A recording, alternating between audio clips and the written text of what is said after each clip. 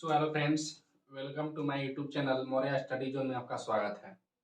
जैसा कि हमने कल समास के बारे में पढ़ा था,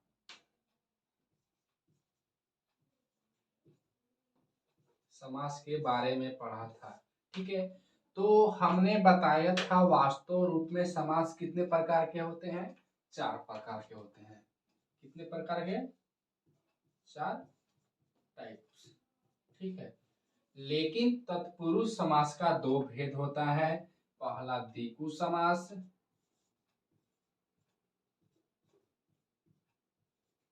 द्विगु समास, और दूसरा कर्मधारय समास। कर्मधारय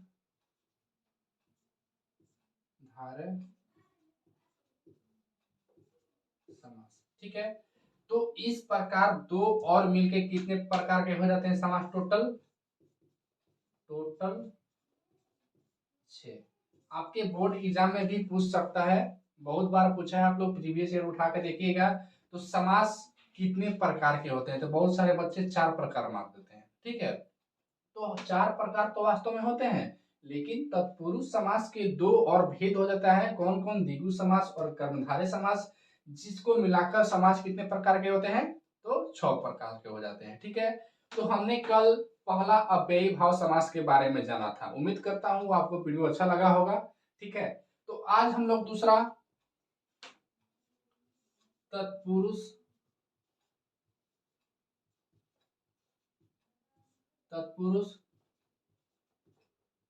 समास, ठीक है। तत्पुरुष समास के बारे में पढ़ते हैं और जानते हैं ये कैसा है, मतलब कैसे इसको, मतलब क्वेश्चन आएगा तो कैसे हम लोग पकड़ेंगे कि ये तत्पुरुष समास ही होगा, ठीक है। मैंने अव्ययी भाव समास में बताया था उप, यथा या भर, ये सब लगा रहेगा अगर स्टार्टिंग में, तो सब कौन सा समास होगा? तो अव्ययी भाव समास होगा, ठीक है। तो आज हम लोग तत्पुरुष समास के बारे में जानते हैं। तो अगर इसकी डिफिनेशन की बात करें,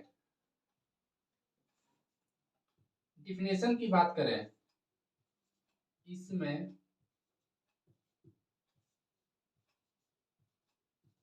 उत्तर पद की प्रधानता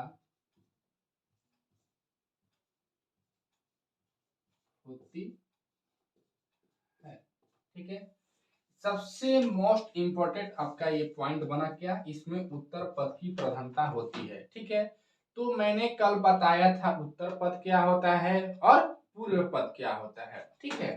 देखिए बच्चों, एक उदाहरण, ठीक है, मैंने कल एक उदाहरण दिया था। एक उदाहरण आपको पूरे समास को बता सकता है, पढ़ा सकता है, ठीक है। तो मैंने कल एक एग्जाम्पल क्या लिया था? राज्ञ प्लस पुत्र, ठीक है। तो वही एग्जाम्पल आज हम लेते हैं दोबारा, ठीक है। तो मैंने लिखा राज्ञ प्लस पुत्र। तो मैंने यहाँ पॉइंट क्या लिखा? तत्पुरुष समास में इसमें उत्तर पद की प्रधानता होती है। तो मैंने कल बताया था उत्तर पद कौन होता है? ये जो आपका राज्ञ, ये क्या है? पूर्व पद है। क्या है? पूर्व पद। और ये जो पुत्र है, ये क्या है? उत्तर पद। उत्तर, ठीक है। ये तो आपको समझ में आया होगा।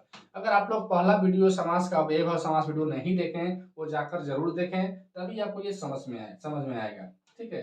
तो इसमें मैंने लिखा है इसमें उत्तर पद की प्रधानता होती है। अब जानते हैं इसमें उत्तर पद की प्रधानता कैसे होती है, ठीक है। तो यहाँ पे मैंने लिखा राज्ञ प्लस पुत्र। तो मैं यहाँ पे देख पा रहा हूँ, तो उत्तर पद मेरा क्या है? तो पुत्र है, ठीक है। तो मैंने कल बताया था इसका समास क्या हुआ? राज्ञ प्लस पुत्र, ये तो आपका विग्रह हुआ। तो इसका समास क्या हुआ? तो इसका समास क्या था? राजपुत्र, ठीक है। राजपुत्र मतलब राजा का पुत्र, ठीक है। राजपुत्र, ये आपका विग्रह हुआ, ठीक है। क्या हुआ? विग्रह। तो इसका समास की अगर बात करें राज्ञ प्लस पुत्र का, तो समास क्या हुआ? राजपुत्र, ठीक है। तो हम लोग राजपुत्र किसके लिए बोलते हैं? किसके लिए? राजा का बेटा, ठीक है, राजा का पुत्र। तो राजपुत्र हम लोग किसके लिए बोल रहे हैं? राजा का बेटा के लिए बोल रहे हैं, ठीक है। तो इसमें राजा इंपोर्टेंट नहीं रखता है, इसमें क्या इंपोर्टेंट रख रहा है? बेटा, क्योंकि राजपुत्र तो हम उसके बेटे के लिए उपयोग कर रहे हैं, क्या? तो वो राजपुत्र है, मतलब राजा का बेटा है। तो हम बेटे पर फोकस कर रहे हैं, बेटे को बता रहे हैं, उसके पुत्र को बता रहे हैं। समझ में आ रही होगी, ठीक है। तो हम लोग राजपुत्र किसके लिए बोल रहे हैं? राजा का बेटा, मतलब उसके पुत्र को हम लोग बता रहे हैं, तो वह क्या है? तो राजपुत्र है, मतलब राजा का बेटा है, ठीक है। तो राजपुत्र जो वर्ड हुआ, जो शब्द हुआ, हम लोग किसके लिए बोल रहे हैं? राजा के बेटा के लिए। देखिए इसमें राजा का इंपोर्टेंट नहीं रख रहा है, लेकिन इंपोर्टेंट क्या रख रहा है? पुत्र, क्योंकि हम लोग राजपुत्र किसके लिए बोल रहे हैं? राजा की बेटा के लिए।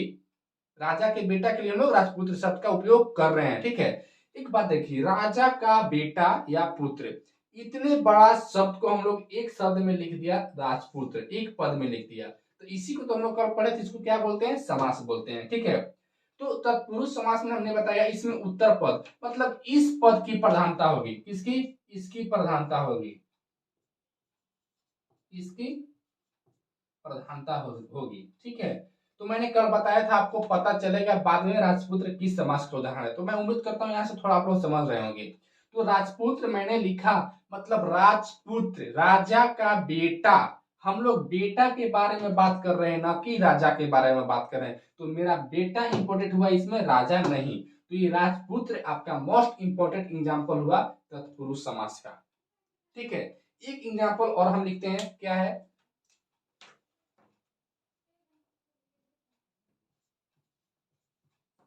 गगन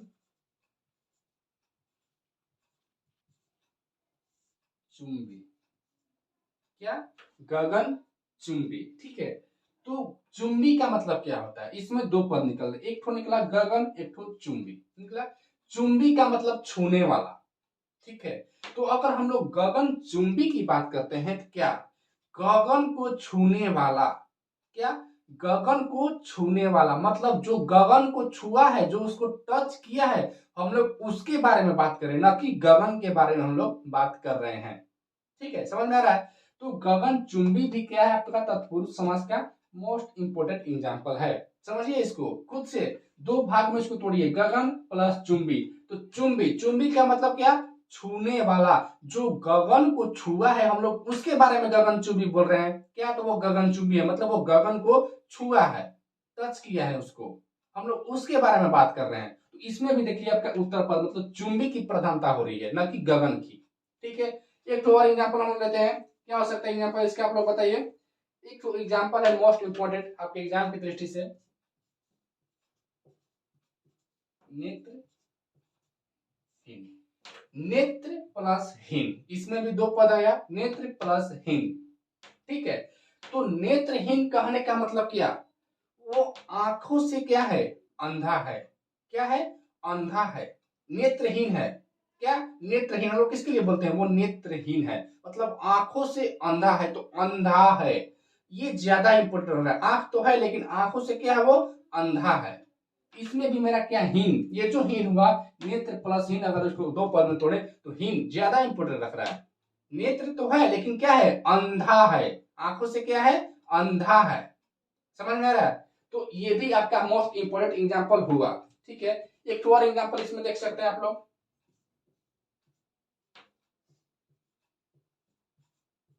ज्ञानहीन, ठीक है। ज्ञानहीन नेत्रहीन के जैसा है, ज्ञानहीन, क्या? ज्ञान से वो क्या है? हीन है, मतलब परे है, क्या? मान लो हमने बोले राहुल ज्ञानहीन है, तो राहुल ज्ञानहीन का मतलब क्या? उसके पास ज्ञान नहीं है, वो हीन है ज्ञान से, थोड़ा सा भी उसके पास क्या? नॉलेज नहीं है। तो देखो, ज्ञानहीन होना, एक ज्ञान की बात करते हैं और एक हीन की बात करते हैं। तो ज्ञानहीन मतलब ज्ञान से वो परे है, उसके पास थोड़ा सा भी ज्ञान नहीं है। तो ये जो हीन हम लगा रहे हैं लास्ट में, यही आपका मायने रख रहा है इस वर्ड में। ज्ञान को हीन ही आपको मिलकर क्या बना रहा है? मायने बना रहा है, ठीक है। उम्मीद करता हूं आपको समझ में आया होगा, आप लोग इसको नोट कीजिए, ठीक है। तो हमने तत्पुरुष समास के बारे में जाना, इसमें मेन पॉइंट मेरा क्या था? तो इसमें जो पूर्व उत्तर पद होता है, बाद वाला पद होता है, उसमें उसकी प्रधानता होगी। तो मैंने कुछ एग्जांपल से आपको समझाने की कोशिश की, उम्मीद करता हूं आपको समझ में आया होगा। बस आपको 10th बीएससीबी बोर्ड एग्जाम के लिए उतना ही जानना है। आप लोग देखिएगा, उससे ज्यादा आपके बोर्ड एग्जाम में कुछ नहीं पूछेगा। मैं जितना आपको दे रहा हूँ बस आप लोग उतना कवर कीजिए, उसको याद कीजिए, ठीक है। तो हम लोग अगला चलते हैं द्विगु समास पर, ठीक है। द्विगु समास, क्या? द्विगु समास, ठीक है। द्विगु समास के बारे में जानते हैं क्या है। देखिए, इसमें सबसे पहला मेन पॉइंट होगा, क्या होगा? इसका पूर्व पद, इसका इसका पूर्व पद संख्यावाचक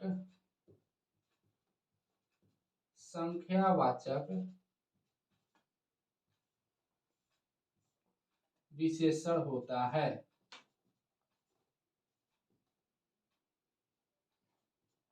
विशेषण होता है, ठीक है। दूसरा पॉइंट क्या हो जाएगा? इसका पूर्व पद संख्या और दूसरा क्या हो जाएगा? यह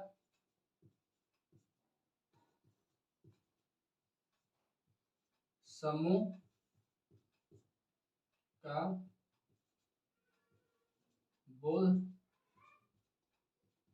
कराता है, ठीक है। यह समूह का बोध कराता है, इसमें सेकेंड पॉइंट आपका बना, ठीक है। तो हम लोग देखते हैं, मैंने लिखा इसका पूर्व पद संख्यावाचक विशेषण होता है। संख्यावाचक का मतलब क्या? 1 2 3 4 5 6 7 8 9 10, ठीक है। यही आप लोग समझ रहे। संख्यावाचक मतलब गिनती, ठीक है। और यह समूह का बोध कराता है, मतलब बहुत सारे समूह का बोध कराएगा, ठीक है। तो देखिए, आपके एग्जाम में यहां से भी क्वेश्चन पूछ सकता है ऑब्जेक्टिव बनाकर, तो किस समास का पहला पद संख्यावाचक होता है। तो आप लोग देखिए, समास एक ऐसा चैप्टर है जिसको आप लोग डिफिनेशन भी याद करना पड़ेगा। आपके एग्जाम में पूछते हैं निम्न में से किस समास का उत्तर पद, किस समास में उत्तर पद की प्रधानता होती है, तो डिफिनेशन देखना, याद करना पड़ेगा। तो तत्पुरुष समास में होती है। किस समास का पहला पद अव्यय होता है, तो अव्ययी भाव समास का पहला पद अव्यय होता है, ठीक है। ये क्वेश्चन आपके एग्जाम में बहुत बार पूछा गया है। क्या? तो किस समास का पहला पद यानी पूर्व पद संख्यावाचक होता है, तो याद करना पड़ेगा द्विगु समास का, ठीक है। सिंपल सा है, सबसे इजी है। हम मैंने पहला दिन ही बताया था, समास आपका सबसे इजी चैप्टर है। बस मैं जितना दे रहा हूं आप लोग उसे उतना कवर कीजिए, ठीक है। तो इसमें मैं एक एग्जाम्पल लेता हूं। क्या एग्जाम्पल लिया मैंने? फर्स्ट एग्जाम्पल, चौराहा, ठीक है। चौराहा। अब देखिए, अब बोलिएगा इसमें सर पूरे पद संख्यावाचक कैसे है, तो देखिए चौराहा, ठीक है। चौराहा किसको बोलते हैं? मान लीजिए ये रोड है, ये रोड है, ठीक है। ये क्या है? रोड है। और इधर भी एक रोड निकल रहा है यहीं से कट के, और इधर भी रोड निकल रहा है यहीं से, ठीक है। ये भी रोड जा रहा है सीधे, इधर भी निकल रहा है, इधर भी निकल रहा है। तो देखिए, यहां से हम लोग चार, ठीक है, जिसको हम लोग बोलचाल की भाषा में चार मुहान बोलते हैं, ठीक है। यहाँ पर तो समझ में आ रहा है, चार मुहान। इधर भी रोड जा रहा है, इधर भी जा रहा है, इधर भी जा रहा है, इधर भी जा रहा है। तो चार रोड निकल रहे हैं, जिसको हम लोग चौराहा बोलते हैं या चरमुहान बोलते हैं। तो देखिए, ठीक है। तो चरमुहान या चौराहा, तो इसमें पहला जो पद आ रहा है चार, ठीक है। चरमुहान या चौराहा, चार। तो देखिए इसमें क्या है? पहला पद आपका क्या है? चौ। ये चार का बोध करा रहा है। इसका मतलब क्या होता है? चार, ठीक है। तो इसमें पूर्व पद क्या है? संख्यावाचक है, चार, ठीक है। चौराहा से हम लोग समझिए यहां से, तो पूर्व पद क्या है? तो संख्यावाचक। ये तो आपका द्विगु समास का उदाहरण होगा, ठीक है। एक और एग्जाम्पल हम लेते हैं, दूसरा, नवग्रह। नवग्रह मैंने लिखा था नौ, यहाँ पे तो आपको समझ में, देखिए, एक हम मैंने बोला सबसे इजी चैप्टर है, तो क्यों बोला मैंने? कुछ बात होगी तभी बोला। अब जैसे मैंने यहाँ पे लिखा नवग्रह, ठीक है। नवग्रह, तो यहाँ तो आपको समझ रहे हैं, तो नवग्रह मतलब नौ ग्रहों की बात की जा रही है, बात की जा रही है ना, नौ ग्रह की बात की जा रही है। तो नौ जो ये आपका दिखाई दिया, ये जो आपका नौ है, यही तो संख्यावाचक है, ये यही तो संख्यावाचक है, ठीक है। यही तो संख्यावाचक है, नौ ग्रहों की बात कर रहे हैं, तो मतलब नौ ग्रहों की बात करें, मतलब ये द्विगु समास का आपका उदाहरण है। मोस्ट इंपोर्टेंट एग्जाम्पल है ये आपका बोर्ड के एग्जाम की दृष्टि से, ठीक है। एक और एग्जाम्पल लेते हैं हम लोग, त्रिलोकी, ठीक है। त्रिलोकी का मतलब क्या है? तीन लोक, ठीक है, तीन लोक। इसका अर्थ क्या हुआ? तीन लोक। तो देखिए तीन लोक, तीन तीन निकल रहा है यहाँ पे, ये भी संख्यावाचक हो रहा है, तो ये भी आपका द्विगु समास का उदाहरण है। अब बोलिएगा सर ये तो समझ में, लेकिन इस समूह का बोध कैसे करा रहा है? क्यों नहीं करा रहा है? चौराहा, चार मन, 1 2 3 4, चार, एक से ज्यादा हो रहा तो समूह नहीं बन रहा है बाबू। नौ ग्रह, एक से ज्यादा हुआ, नौ ग्रह हुआ तो समूह नहीं बन रहा है। त्रिलोकी, एक से ज्यादा हुआ, तीन लोग, ठीक है। उम्मीद करता हूँ आपको समझ में आया यहाँ तक, ठीक है। तो यही आपका द्विगु समास है, एक छोटा सा है जिसको सबसे इजी है, बस इतना ध्यान देना है। तो इसका पूर्व पद संख्यावाचक विशेषण होता है। देखिए एक एग्जांपल मैं लिखता हूं जिसमें सभी लोग बहुत ज्यादा कंफ्यूजन में रहते हैं। मैंने यहाँ पे लिखा नौ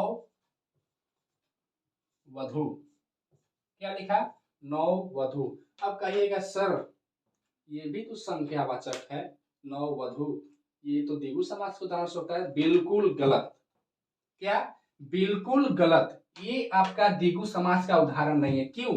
हम लोग नौ वधु किसके लिए बोलते हैं? नौ वधु, ठीक है, जो नया नया शादी हुआ रहता है, ठीक है, जो कन्या रहती है, ठीक है, तो हम लोग उसके लिए बोलते हैं, बहू के लिए नौ वधु, नया बहू।